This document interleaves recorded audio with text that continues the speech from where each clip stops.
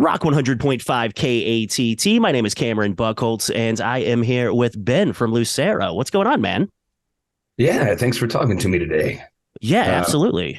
yeah, we're in between. We got a day off, a rare day off from the tour. But yeah, headed to Oklahoma City. We're up in a very windy Dodge City right at the moment. Okay, gotcha. So just sort of middle of nowhere, Kansas, because yeah, you were in Colorado Springs last night, so I guess that makes sense.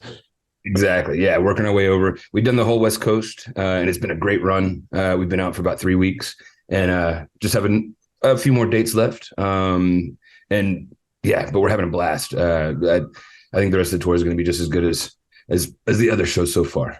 Nice, man. Yeah, you're at Beer City tomorrow night, which Yeah, it's kind of weird because it's almost exactly a year since the last time you were at Beer City. maybe Uh, so. Yeah, like we I had. think I within like remember. 5 days or something. Yeah, maybe so. So yeah, it's we're overdue. It's time to come back. Yeah, I mean it's because I think when you played it last year, it was like within a month of the venue opening, and I think it was. It was pretty new. But it was already it's such a cool venue. And everybody there was super nice to us. So we're looking forward to coming back. nice. I mean, with I think it's what 25 years of the band this year, uh, Yeah. Yep. 25th anniversary just happened last week. and so I'm assuming with you guys being from right down I-40, you guys have pretty much been playing Oklahoma City since the start, right? We At least have. pretty Yeah. close. Yeah. Was there a place called the Green Door There uh, was, yeah, a long absolutely. time ago? Hmm. That might have been one of our first times in Oklahoma City. But then yeah, we played a number of different venues, and yeah, we've been passing through your town quite a bit for the last few years.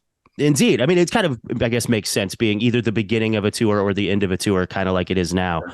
Yeah, But now you not guys far, have not far from where we are. indeed.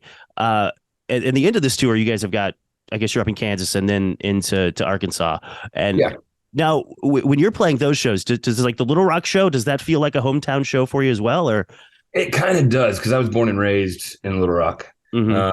and ended up moving to Memphis after I got out of school and and started the band. So Memphis is home for Lucero, but Arkansas is always home for me. My parents are still there, still got family there, and a lot of old friends. So yeah, looking forward to that Little Rock show and the Fayetteville show too. Arkansas is always I don't know. I got a soft spot for Arkansas. Just Sure. yeah. Well, and the way a lot of your songs work, they're so kind of location based that I Sure. imagine there's weird pops all over the country of just, you guys played the Troubadour Mhm. 2 weeks ago. So, you've got Right. the All a Man to Do song. And then I'd Yeah. imagine when you play Make It If We Make It in Georgia, it's going to Right. be a big pop. Like, And we haven't, I don't think we've been to Georgia yet with the new record. But yeah, I'm looking forward to seeing how folks down there respond. But yeah, Lucero does have a lot of songs that are kind of, I don't know, story songs, and they take place in specific locations. And yeah, one of the best parts about this job is getting to travel around and actually spend some time in, I don't know, a lot of cool places. I love New Orleans. I love San Francisco. I love Texas, and all these places have their own songs. I have to admit, I don't know if I've got one that takes place in Oklahoma City. I might should rectify that. yeah, I don't think so. Not that that jumps out at me anyway. Um, but now with the new record, should have learned by now. First off, congrats. It's great. Wow, thank you And very much. I've gone back to the title track like just over and over. There's something Oh about yeah. that song that I really dig. It Oh, almost kind of reminds me of "Stop Dragging My Heart Around" by Tom Petty and Stevie Nicks. that's one of my favorite songs ever. So that's a big compliment.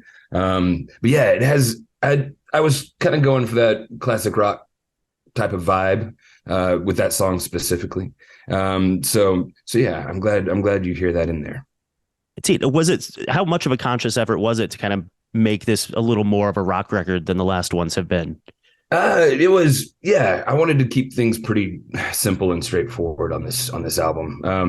We'd kind of been, I don't know, pushing the boundaries maybe a little bit with the last couple of Lucero records. Mhm. Just adding different layers sonically, some synthesizers here and there, and they were very kind of serious albums where I was very focused on, I don't know, a particular sound. And this should have learned by now.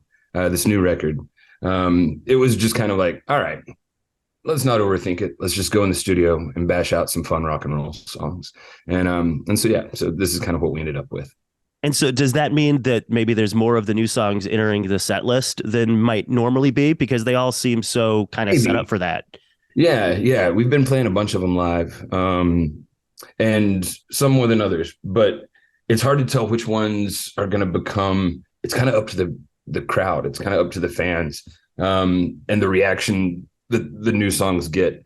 That kind of decides which ones get played more often and which ones kind of are for the record. But right now, yeah, they're all getting a pretty good response. So yeah, they work well in the live environment. We'll play a bunch of them tomorrow. Nice. And are you guys a band that like look at the data and like see like, oh, this song is a lot of Spotify hits in this town, and, you know? Not really. No, it's all really just kind of gut reaction from the live experience.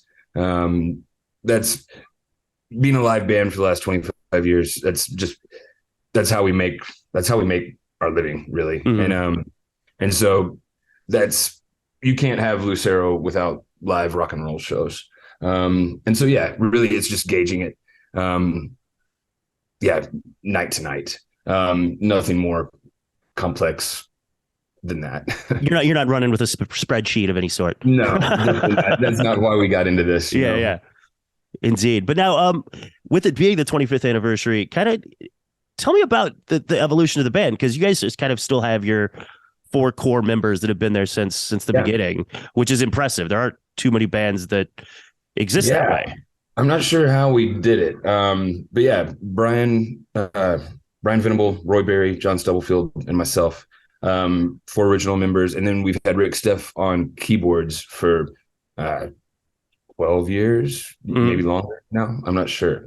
So yeah, it's been a consistent group of guys. And I think mainly we're just bound together, by a desire not to ever have to get real jobs. And so we'll make this work one way or another just to avoid real world adult type jobs. So yeah, we like the music, and it's a lot of fun. Sure. But yeah, just compromise. And I don't know.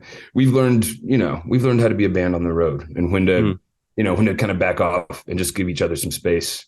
And yeah, you learn to kind of live with each other in these kind of odd environments. Sure. But yeah, we've managed to keep it together for 25 years, which I don't think anybody necessarily saw that. We've just kind of taken it day by day, but I'm glad we're still here.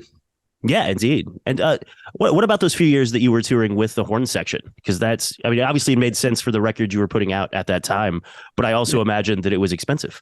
It was. Yeah. And yeah, we were a 7-8 piece band for a little while. We had 2 horn players and a pedal steel player and the keyboards and the other guys. So, running that big of an operation, it takes its toll, and the bus becomes a very small place with that many people all the time. But those were fun records. And I don't think Lucero ever set out we never had it in our minds like, okay, let's find a horn section and let's make a kind of, let's bring in these kind of Memphis soul influences. It wasn't that thought out. It was just those guys happened to pop up, and they came onto our radar. I'm like, oh, well, if y'all will get in the bus, yeah, let's make a record. And so that's kind of how Women in Work and 1372 came about. Lucero was just taking advantage of the folks that were available at the time. And then they decided they didn't want to tour anymore. And so Lucero doesn't have a horn section. And the pedal steel player moved on to play. He's playing with Chuck Reagan now, actually. Oh, nice. And so people just kind of come into our orbit and leave our orbit. And we just kind of make the best records we can at the time with those guys that are available. And right now it's working pretty good. It's just a kind of stripped down 5-piece, straightforward rock and roll band. So I'm having fun with the lineup as is right now. Nice. Well, one of my favorite memories of Lucero is it was about, I don't know, 10 years ago ish. And you guys were doing the Fun Fest festival wow. down in Austin. Yeah. Did And it rain? Like, I don't know. I know we did one of those where it just poured. It was just mudslides everywhere. But we did that Fun Fest a couple of times. Yeah, Austin's always a fun town to visit. yeah, well, so I'm a stand-up comic. I've been a touring stand-up comic in addition to radio. Okay. So I was there doing the Fun Fest as well. And the way Wow. the side stage worked was like the comedy was in the afternoon in the tent, and then you guys played in the tent after the comedy was over. Yeah, And I remember that. I have a very specific memory of like hanging out backstage at some point that afternoon. It was like me, a couple other comics, my girlfriend at the time. And this older guy with these big crazy signbirds walks in and sits down with us, and we're drinking beer and talking and whatever. And I just remember walking away from there, and just me and my girlfriend at the time both looked at each other and were just like, "Well, that's the coolest person we've ever met." And it, of course, turned out to be your keyboard player, Rick. Rick Steff. Yeah. Yeah, that sounds about right. He's got a lot of stories. He's played with a lot of folks.